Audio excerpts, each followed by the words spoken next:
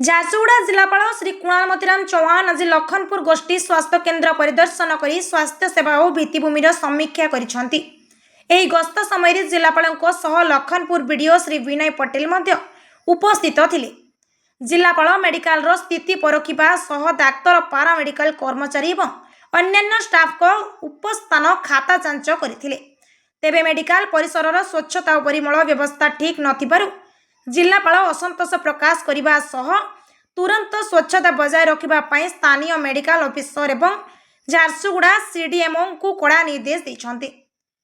एही गस्त काल जिलापाल मेडिकल रो इंडोर वार्ड को जाई चिकित्सित होतिबा रोगी मानक सह सेमानक स्वास्थ्य एवं मिलुतिबा चिकित्सा सेवा संपर्क में प्रत्यक्ष आलोचना करथिले। एहा परे से सीएचसी रो नूतन निर्माणाधीन बिल्डिंग कार्यर समीक्षा करथिले। एही नूतन बिल्डिंग काम को आसंता मार्च 2037 समय सीमा मध्य संपूर्ण करने को से सेठारे उपस्थित पीडब्ल्यूडी जंत्री मानकु निर्देश देइछंती।